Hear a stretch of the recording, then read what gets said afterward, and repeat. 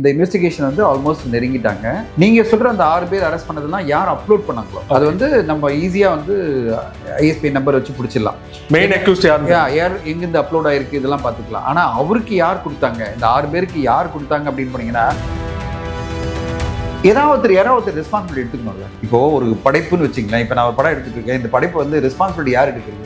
Everyday பேசிஸ்ல நான் deal பண்ணுறது. இப்போ எங்க படம் ஒன்று போயிட்டு இருக்கு, டைரக்டர், எடிட்டர், என்னோட ப்ரொடக்ஷன் மேனேஜர், இவங்க 3 பேர் தான் நான் டீல் பண்ணிட்டு இருக்கேன். இப்போ ஆளாளுக்கு பாயிண்ட் பண்ணிட்டே இருக்க முடியாது இல்லை. அவங்க சொல்லணும் யாருக்கு நான் அமிச்சேன் அப்படின்னு சொல்லிட்டாங்கன்னா ஓகே. அதாவது நான் அவர் அமிச்சேன், நீங்க சொல்லி தான் அமிச்சேன். இந்த வாரத்தில் யார் ரெஸ்பான்சிபிலிட்டி எடுத்துக்கணும்? இல்லை, இது கண்டிப்பா வந்து ஸ்பெசிஃபிக்கா ஒரு போஸ்ட் ப்ரொடக்ஷன் ஸ்டுடியோ சொல்லாதீங்க அப்படின்ட்டாங்க. ஏன்னா ஒரு ஸ்டுடியோ நடக்கல. இந்த படத்தினுடைய வேலை வந்து ஒரு 3-4 இடத்துல நடக்கும். இப்போ 3-4 இடத்துக்கு இந்த கண்டென்ட் வந்து கூகுள் டிரைவ்ல அமிச்சாங்களா இல்ல வந்து இது விவிஎல்ல அமிச்சாங்களா நமக்கு தெரியாது. இப்போ அங்கிருந்தா இந்த கண்டென்ட்டுடைய இது நடந்திருக்கு. இது கேஷுவலா ஜனவரிக்கு போன பிறகு அப்படியே எல்லாரும் சைலண்ட் ஆயிட்டாங்க. அங்க எடிட் அசிஸ்டன்ட்டுக்கு ஒரு ஆக்சஸ் கிடைச்சிருக்கு. அவன் என்ன பண்ணிட்டான், அதை வந்து பெரிய வியாபாரம் பண்ணிட்டான். யாருக்கோ ஒருத்தர் சொல்லியிருக்கான் என்கிட்ட 90 மினிட்ஸ் கண்டென்ட் வந்துருச்சு, அவன் வந்து பெரிய அமௌண்ட் கொடுத்துருக்கான். அவனுக்கு அது பெரிய அமௌண்ட். ஒரு எடிட் அசிஸ்டன்ட்க்கு நம்ம மேக்ஸிமம் போனா 10,000 ரூபாய் சம்பளம் கொடுப்போம், 5,000 ரூபாய் கொடுப்போம். அவனுக்கு 5 லட்சம் கொடுத்தா எப்படி இருக்கும்? யாருக்குமே தெரியாது இல்ல. அவன் நினைச்சிருப்பான் என்ன எப்படி பார்க்க முடியும், நான் பண்ணிட்டு இருக்கேன் இந்த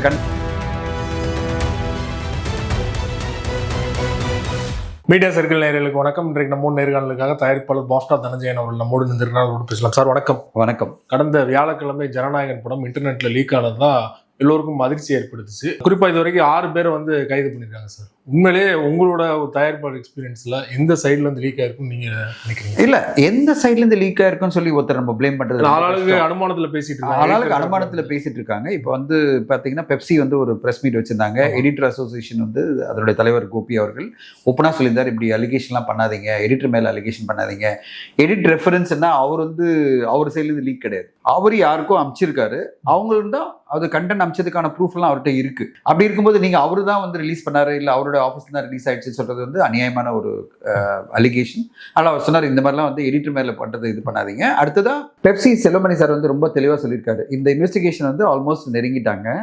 நீங்க சொல்ற அந்த 6 பேர் அரெஸ்ட் பண்ணதெல்லாம் யார் அப்லோட் பண்ணாங்களோ அது வந்து நம்ம ஈஸியா வந்து ஐஎஸ்பி நம்பர் வச்சு பிடிச்சிடலாம். மெயின் அக்யூஸ்ட் யார் எங்கிருந்து அப்லோட் ஆயிருக்கு இதெல்லாம் பார்த்துக்கலாம். ஆனா அவருக்கு யார் கொடுத்தாங்க, இந்த 6 பேருக்கு யார் கொடுத்தாங்க அப்படின்னு போனீங்கன்னா அப்படியே போகும், அப்படியே லிங்க் போயிட்டே இருக்கும். அப்ப அவங்க 6 பேர் ஒன்று சொல்லியிருப்பாங்கல்ல, அந்த கேட் பண்ணா அவன் வேற ஒன்று சொல்லியிருப்பான், அவன் எங்க சொல்லியிருப்பான், அவங்க சொல்லியிருப்பான். கடைசியில எங்க போய் நிற்கும்னா யார் இந்த பென் டிரைவ் இல்லைன்னா கூகுள் டிரைவ்ல இந்த கண்டென்ட் வந்திருக்கு. இந்த கண்டென்ட் வந்து எடிட்டர் ஆஃபீஸ்ல இருந்து போயிருக்கு. யாருக்கு? ஒரு ஸ்பெசிஃபிக்கா யாரோ ஒருத்தருக்கு போயிருக்கு. அவங்க வந்து அதை மிஸ்பிளேஸ் பண்ணிட்டாங்களா அந்த கண்டென்ட், இல்லை வந்து அவங்க வந்து சரியா கவனிக்கலையா, அதை யாராவது வந்து டவுன்லோட் பண்ணி அதை யூஸ் பண்ணிட்டாங்களான்றதெல்லாம் இன்வெஸ்டிகேஷன் தான் தெரியும். இப்போதைக்கு எது சொன்னாலும் அது வந்து என்ன சொல்றது, ஜஸ்ட் கெஸ் தான். ஆளாளுக்கு வந்து தோன்றதெல்லாம் சொல்லிட்டு இருக்காங்க. பட் உண்மை அது எதுவுமே கிடையாது. அமீர் சார் வந்து சொன்னதுக்கு அப்புறம் தான் எடிட்டர் மேல ஒரு சந்தேகம் எழுது இல்லையா? அமீர் சார் வந்து அப்படி அலிகேஷன் பண்ணல. அவர் என்ன சொன்னாரு, இப்ப செல்வமணி சார் வித்ட்ரா பண்ணுங்க அந்த கமெண்ட் அப்படின்னு கேட்டிருந்தாரு. என்னன்னா அமீர் சார் சொன்னது வந்து எடிட்டர் ஆஃபீஸ் தான் போயிருக்கு, அப்ப எடிட்டருக்கு தெரியாதா அப்படின்றது வந்து ஒரு டைரக்டரா அவருடைய கேள்வி அது. ஏன்னா யாராவது ரெஸ்பான்சிபிலிட்டி எடுத்துக்கணும்ல. இப்போ ஒரு படைப்புன்னு வச்சுங்களேன், இப்போ நான் ஒரு படம் எடுத்துட்டு இருக்கேன், இந்த படைப்பு வந்து ரெஸ்பான்சிபிலிட்டி யார் எடுக்கிறது? என்கிட்ட நான் டீல் பண்றது பாத்தீங்கன்னா எவ்ரிடே பேசிஸ்ல நான் டீல் பண்றது. இப்போ எங்க படம் ஒன்று போயிட்டு இருக்கு, டைரக்டர், எடிட்டர், என்னோட ப்ரொடக்ஷன் மேனேஜர், இவங்க 3 பேர் தான் நான் டீல் பண்ணிட்டு இருக்கேன். இப்போ ஆளாளுக்கு பாயிண்ட் பண்ணிட்டே இருக்க முடியாது இல்ல. அவங்க சொல்லணும் யாருக்கு நான் அமிச்சேன் அப்படின்னு சொல்லிட்டாங்கன்னா ஓகே. அதாவது நான் அவர் அமிச்சேன், நீங்க சொல்லி தான் அமிச்சேன். இப்போ இந்த வாரத்துல யார் ரெஸ்பான்சிபிலிட்டி எடுத்துக்கணும்னு நினைக்கிறீங்க? இல்ல, இது கண்டிப்பா வந்து எடிட் ரெஃபரன்ஸ்னா எடிட்டர் அமிச்சிருக்காருன்னா அந்த எடிட்டர் தான் சொல்லணும் எங்க அமிச்சேன், யார் மூலமா அது வந்து வெளியில வந்திருக்குன்றத அவர் தான் வந்து ஈஸியா கண்டுபிடிக்க முடியும். அது வந்துடும் நினைக்கிறேன். இப்போதைக்கு அவரை பிளேம் பண்ணவனா என்ன, இன்ஃபேக்ட் நிறைய எமோஷனலா வந்துருச்சு. அவங்க வீட்டுல எல்லாரும் அழுதுட்டு இருக்காங்க, ஏன்னா அவர் பேர் வெளியில வந்துருச்சு அப்படின்னு சொல்ல வந்து பிரெக்னெண்டா இருக்காங்க. இது வந்து ரொம்ப பெரிய பர்சனல் இஷ்யூ ஆயிடுச்சு. அதனால இந்த இதுக்குள்ள நம்ம போகாம, அதாவது யாரு காரணமா இருக்கும்ன்றத ஒரு இதுக்குள்ள போகாம நம்ம எப்படி பார்க்கணும்னா இது விரைவில் கண்டுபிடிக்கணும், இது எப்படி வந்திருக்கு அப்படின்றத நம்ம கண்டுபிடிச்சிட்டோம்னா அட்லீஸ்ட் இனிமே வந்து தயாரிப்பாளர்கள்லாம் கேர்ஃபுல்லா இருப்பாங்க. இப்போ வந்து கண்டென்ட் எப்படி அனுப்பணும் அப்படின்றது ரொம்ப கேர்ஃபுல்லா இருப்பாங்க. இப்போ நம்ம இனிமே இப்போ வந்து நாங்க இப்போ அக்ரிமெண்ட்லாம் மாற்ற போறோம், தயாரிப்பாளர்கள்லாம் அக்ரிமெண்ட் மாற்ற போறோம்னா இது வந்து நீங்க தான் கஸ்டோடியன் ஆஃப் த கண்டென்ட், யாரு எடிட்டருக்கும் டைரக்டருக்கும், and you are responsible if there is any leakage of the content. அப்படின்னு அர்த்தம் till you hand over to the Qube, எங்கிட்ட ஃபைனல் கண்டென்ட் வர வரையும் நீங்க தான் அதுக்கு பொறுப்பு. இது வரைக்கும் அப்படி ஒரு அக்ரிமெண்ட் அது மாதிரி கிடையாது. பொறுப்புன்னு நம்ம பண்ணதே இல்லை. You are suppose to do the ஜாப்னு போட்டுருக்கோம். இதெல்லாம் கம்ப்ளீட் பண்ணி கொடுக்கணும், படத்தை கம்ப்ளீட் பண்ணி கொடுக்கணும் அதெல்லாம் சொல்லியிருக்கோம். இப்போ நம்ம வந்து இதெல்லாம் டைட்டன் பண்ணுவோம்ல. இப்போ நாங்கள் சங்கத்துல எல்லாம் பேசிட்டு இருக்கோம் சார். இப்போ நம்ம வந்து 2 கிளாஸ் போட்டு ஆகணும் நம்ம கிளியர் கட்டா. அதாவது இந்த கண்டென்ட் வந்து டில் it is handed over to the cube for mastering, நீங்க தான் அதுக்கு பொறுப்பு. அப்ப நான் கேட்டா கூட கொடுக்கக்கூடாது. நான் கேட்டா எப்படி கொடுக்கணும்? நான் தயாரிப்பாளர் வச்சுங்களேன் சார், உங்களுக்கு கூட நான் கொடுக்க முடியாது. அதாவது பென்ட்ரைவ்லயோ ஹார்ட் டிஸ்க்லயோ கொடுக்க முடியாது. நான் எப்படி கொடுப்பேன்னா விமியோ லிங்க்ல கொடுக்குறேன். இந்த விமியோ லிங்க்னுடைய இது கொடுங்க, பாஸ்வேர்டு இது கொடுங்க, விமியோ லிங்க்ல நான் அப்லோட் பண்றேன். விமியோ லிங்க் இது பாஸ்வேர்டு என்ன அர்த்தம்? அவர் கண்ட்ரோல் இருக்கும். நீங்க பார்க்கணும்னு நினைக்கிறீங்களா? நான் பென்ட்ரைவ் எல்லாம் எடுத்துட்டு வாங்க அப்படின்லாம் நான் சொன்னீங்கன்னா கொடுக்க மாட்டேன் நான். அப்படின்னு வந்து அவர் சொல்றதுக்கான எல்லா உரிமையும் இருக்கு. யாருக்கு? டைரக்டருக்கும் எடிட்டருக்கும். இப்போ என்ன நடக்குதுன்னா ஒரு கேஷுவலான ஒரு அப்ரோச் இருக்குல்ல. சரி, ப்ரொடியூசர் கேட்கிறார் கொடுத்துடலாம், இல்ல இவர் கேட்கிறார் கொடுத்துடலாம், அவர் கேட்கிறார் கொடுத்துடலான்றதெல்லாம் பண்ணக்கூடாது. இப்போ எல்லாருமே நான் சொல்றது டைரக்டரும் எடிட்டரும் ரொம்ப கேர்ஃபுல்லா இனிமே வந்து இதை ஹேண்டில் பண்ணணும். இது வந்து ஒரு பெரிய பாடம். 500 கோடியில் எடுக்கப்பட்ட ஒரு படத்துல இப்படிப்பட்ட ஒரு விஷயம் நடந்திருக்குன்றது ஒரு பெரிய பாடம் இண்டஸ்ட்ரிக்கே. இப்போ இதுக்கான மாற்றங்கள் வரும். கண்டிப்பா இண்டஸ்ட்ரி ஃபுல்லா மாற்றங்கள் வரும். இப்போ இன்னும் அலர்ட் ஆயிட்டு இருப்பாங்க. எல்லா தயாரிப்பாளர்களும் அலர்ட் ஆயிட்டு நிறைய சிஸ்டத்தை கொண்டு வந்திருப்பாங்க. அது அக்ரிமெண்ட்லயும் கொண்டு வரணுன்றதான் இப்போதைக்கு எங்களோட பிளான். அப்போ வந்து அக்ரிமெண்ட் வரும்போது ப்ரொடியூசர் மேலேயும் பொறுப்பு வந்து நிற்கும். அதாவது சார் உங்ககிட்ட நான் ஹேண்ட் ஓவர் பண்ண பிறகு நீங்க தான் பொறுப்பு. இப்போ நான் வந்து உங்களுக்கு ஃபைனலாக கண்டென்ட் வந்து கியூப்ல மாஸ்டரிங் கொடுத்துட்டேன்னா அது பிறகு நான் பொறுப்பு கிடையாது. என்ன வந்து நீங்க எதுவும் கேட்கக்கூடாது அப்படின்னு வந்துடும். அதுலயும் அவங்க எழுதுவாங்க. அதாவது once it is hand over to Qube for mastering. கியூப்னா எங்க போஸ்ட் ப்ரொடக்ஷன் மாஸ்டரிங் நடக்குதோ அங்கே ஹேண்ட் ஓவர் பண்ண பிறகு நான் பொறுப்பு கிடையாது. ரெண்டாவது, நீங்க கண்டென்ட்டை டிஏலேருந்தோ இல்ல சவுண்ட் மிக்சிங்லேருந்தோ கேட்கக்கூடாது. நீங்க தான் ஓனர் தான், நீங்க தான் ஓனர், நீங்க தான் இன்வெஸ்ட் பண்றீங்க. ஆனால் நீங்க கேட்டாலும் கொடுக்க மாட்டாங்க. யாரும் இவங்கெல்லாம் அவங்க என்ன சொல்லுவாங்க? சார் டைரக்டருடைய ஒப்புதல் இல்லாம நான் கொடுக்க மாட்டேன் சொல்லுவாங்க. அப்போ ஈகோ ஆகக்கூடாது, நான் தானே ப்ரொடியூசர்னு அதையும் அவங்க சொல்லுவாங்க. ஸோ இது 2 பக்கமும் சொல்றேன். ஸோ அப்போ இது எல்லாமே ஒரு நல்ல கண்ட்ரோல் சிஸ்டத்துக்கு கொண்டு வந்துடும். வெகு விரைவில் பல மாற்றங்கள் வரும். பட் இதெல்லாம் at the cost of a huge money. இது எல்லாமே இந்த மாற்றங்கள்லாம் எப்படி வருதுன்னா பெரிய லெவல்ல ஒரு ப்ரொடியூசருக்கு பாதிப்பை ஏற்படுத்திட்டு வருது. அதை நினைச்சுதான் பகீர்ந்து நம்மளுக்கு. அதாவது இவ்வளோ பெரிய ஒரு தாக்கம், இவ்வளோ பெரிய நீங்க சொல்ற மாதிரி 1 கோடி பேர் பார்த்துருக்காங்கன்னா இதை விட அநியாயம் எதுவுமே கிடையாது. அதாவது மிகப்பெரிய அநியாயம். அந்த படத்துக்கு நடந்த ஒரு பெரிய துரோகமா பார்க்குறேன், பெரிய அநியாயமா பார்க்குறேன். அந்த 1 கோடி பேர் அந்த படத்தை பார்த்துருந்தா எவ்வளவு வசூல் நீங்க நினைச்சு பாருங்க. 200 கோடி வசூல், 200 கோடி வசூல் லாஸ். நீங்க சொல்றபடி பாத்தீங்கன்னா கிராஸ் வசூல் 200 கோடி, 250 கோடி லாஸ். நான் சொல்றது இந்தியாவில் மட்டும். ஓவர்சீஸ் பண்ணீங்கன்னா அது மிகப்பெரிய அமௌண்ட். அங்கே டாலர்ஸ்ல பார்த்தீங்கன்னா $20 கணக்கு எடுத்தீங்கன்னா அது எங்கோ போய் நிற்கும். 2000 ரூபாய் ஒரு அங்கே 10 லட்சம் பேர் பார்த்ததுனா எவ்வளோ வந்து நிற்கும் பாருங்க. ஸோ இது வந்து மிகப்பெரிய ஒரு லாஸாக நான் பார்க்குறேன். இண்டஸ்ட்ரிக்கு லாஸ், தயாரிப்பாளருக்கு லாஸ். ப்ராபபிலிட்டின்னு பார்த்தீங்கன்னா ஒன்று எடிட்டர், இன்னொன்று வந்து ப்ரொடியூசர், கோ ப்ரொடியூசர், டேரக்டர், ஹீரோ வந்து அக்சஸ் பண்ணலாம் இல்லையா? ஸோ இந்த 5 பேருக்குள்ளதான் லீக் ஆக வாய்ப்பு. அதெல்லாம் இதெல்லாம் வந்து சும்மா ஆளாளுக்கு வந்து விஜய் சாருக்கு படம் அமைச்சிருப்பாங்கன்னு சும்மா ஆளாளுக்கு பேசுறாங்க. அஜெண்டா இருக்குல்ல, யாராவது பிளேம் பண்ணணும்னு பேசுறாங்க. ஏன்னா எலெக்ஷன் ரிசல்ட்டுக்கு அப்புறம் ரிலீஸ் ஆனா இது ட்ரால் மெட்டீரியலாக கூட வாய்ப்பு இருக்கு, படத்துல பேசப்பட்ட கண்டென்ட். ஸோ அதனால இப்போ வந்து ப்ரொமோஷனுக்காக யூஸ் பண்ணிட்டாங்க அப்படிங்கிற மாதிரியான ஒரு இது வருது இல்லையா? என்ன பொறுத்தவரை வந்து விஜய் சார் படம் பார்க்கறதுக்கு வந்து அவர் கியூப்ல பார்க்க போறாரு. கியூப்னா மாஸ்டரிங் பண்ணி அது வந்து ஒரு விமியோ லிங்கோ இல்ல வந்து மாஸ்டரிங் பண்ணி கியூப்ல இருந்து வரப்போகுது. கியூபோ இல்லை போஸ்ட் ப்ரொடக்ஷன் எங்கே நடந்ததோ அங்கேருந்து வந்து அவங்க கேடிஎம் தான் அனுப்புவாங்க. அவர் வந்து ப்ரைவேட் தியேட்டர் வச்சிருக்காரு. அந்த தியேட்டர் தான் அவர் பார்க்க போறாரு. அவர் வந்து பென்ட்ரைவ்ல கொடுங்க, நான் லேப்டாப்ல பார்க்குறேன். இவ்வளோ பெரிய படத்தை அவர் எப்படி பார்த்துருப்பாரு நினைச்சு பாருங்க.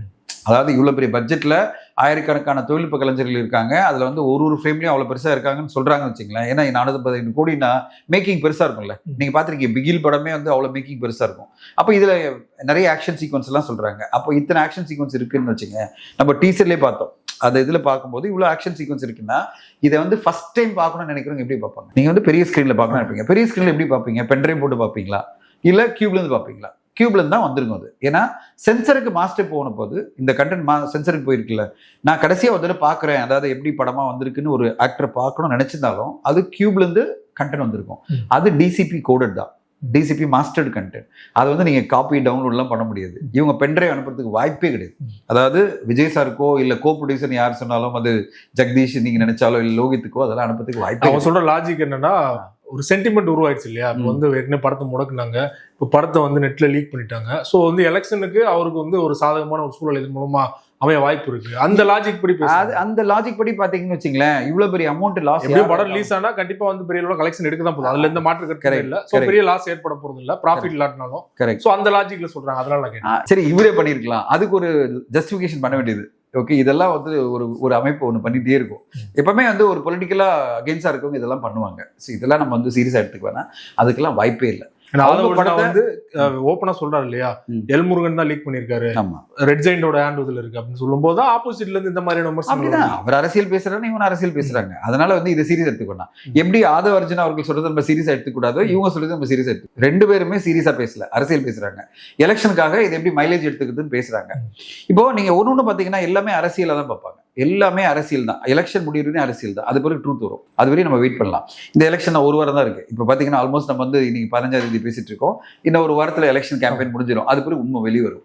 உண்மை வெளியே வரும்போது நம்மளுக்கு எல்லாமே தெரியும்.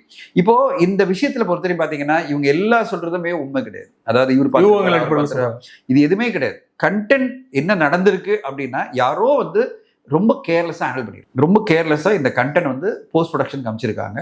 எடிட் ஆஃபீஸ்ல இருந்து போயிருக்கு. அவங்க கேட்டு தான் டைரக்டர் சொல்லி தான் போயிருக்கு. அது உள்நோக்கத்தோட பண்ணிருக்காங்களா? உள்நோக்கத்தெல்லாம் இல்லை, அது ஜனவரியில் அமைச்சிருக்காரு. இப்போ அனுப்பல, அது எப்போ ஜனவரியில் அமைச்சிருக்காரு. டேட்டு ஜனவரி டேட் தான். நம்ம அந்த ஃபுட்டேஜ் பார்க்கும்போது ஜனவரி 14 ஃபவுண்ட் ஆர்டர் ஃபுட்டேஜ் மாதிரி இது ஃபவுண்ட் ஃபுட்டேஜ் ஆயிடுச்சு. அந்த ஃபவுண்ட் ஃபுட்டேஜ் வந்ததெல்லாம் பார்த்தீங்கன்னா ட்வீட்ல வந்ததெல்லாம் பார்த்தீங்கன்னா எடிட் ரெஃபரன்ஸ் இருக்கு. அது எடிட் ரெஃபரன்ஸ் 14/1/2026 இருக்கு.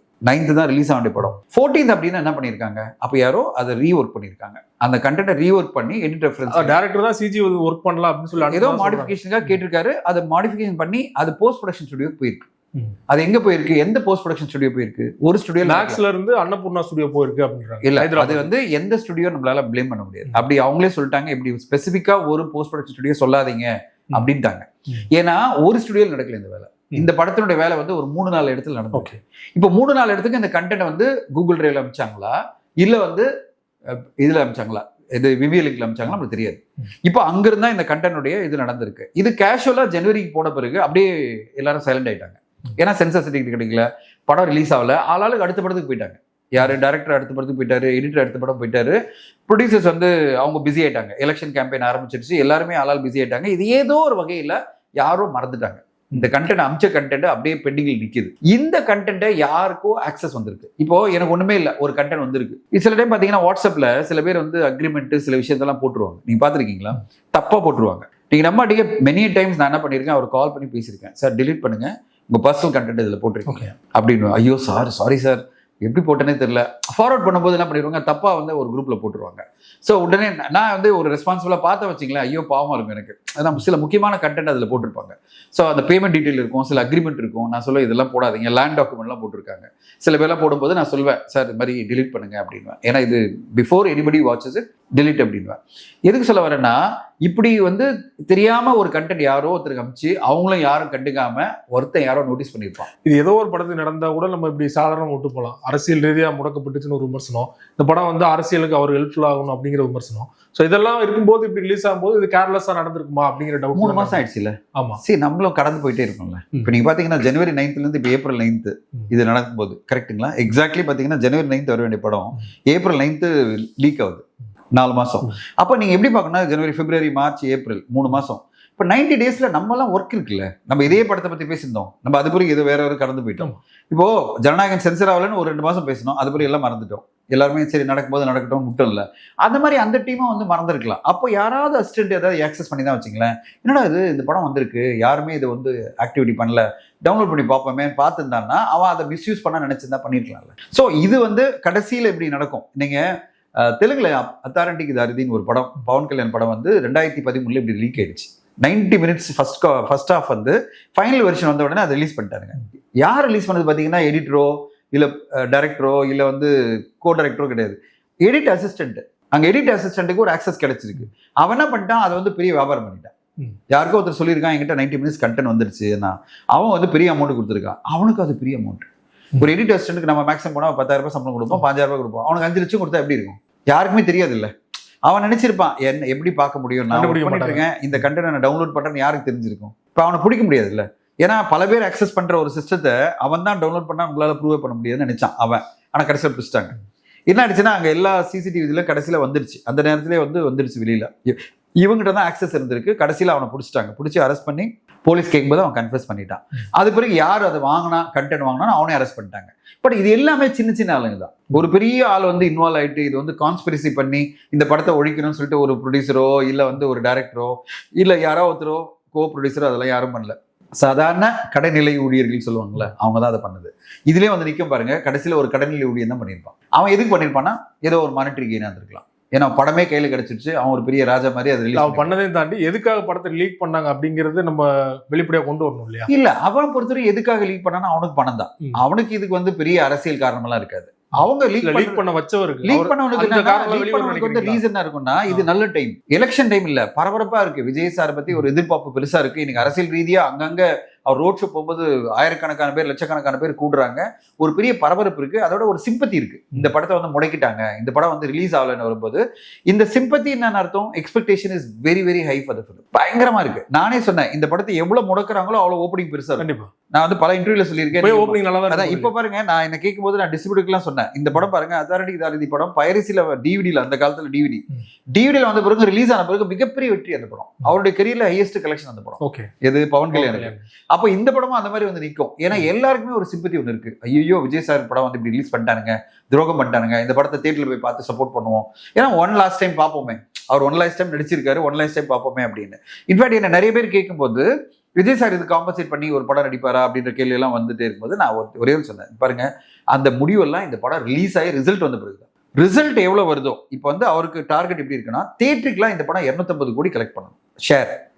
தமிழ்நாடு, கேரளா, கர்நாடகா, ஆந்திரா, தெலுங்கானா பிளஸ் வந்து நார்த் இந்தியா, ஓவர்சீஸ் இதெல்லாம் தியேட்டருக்குள்ள மட்டுமே 250 கோடி இந்த படம் வந்து டிஸ்ட்ரிபியூட்டர் கலெக்ட் பண்ணிச்சுன்னா எல்லா டிஸ்ட்ரிபியூட்டரும் பிரேக் இவன். இப்போ 250 கோடி இந்த படம் பண்ணிடுச்சு வச்சுங்களேன், இந்த ஒரு சிம்பத்தி வேவ்ல யாரும் எதுக்கு இன்னொரு படம் பண்ணோம், யாருக்கு ப்ரொடியூசருக்கு.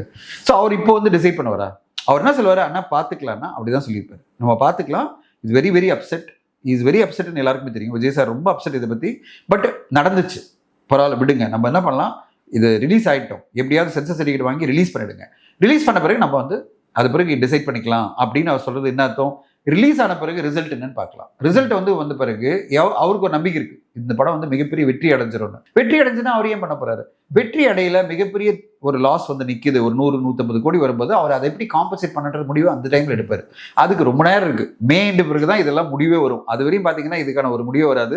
அதுக்கு முன்னாடி நியூஸ் ஆர்டிகல்ஸ் எல்லாம் விஜய் சார் அடுத்த படம் பண்றாரு, கேவிஎம் ப்ரொடக்ஷனுக்கு காம்பன்சேட் பண்றது கொடுத்துட்டாரு, அப்படி எப்படி ஆளால் குக்க பண்ணிட்டே இருக்கு. நீங்க பேசின வீடியோ கூட எடுத்து போட்டு ஷேர் பண்ணிருந்தேன். அதான் நான் என்ன சொன்னேன், பண்றதுக்கு வாய்ப்பு இருக்கு if the loss is there. பல விஷயங்களும் பகிர்ந்து கொண்டீங்க. மிக்க நன்றி சார். தேங்க்யூ.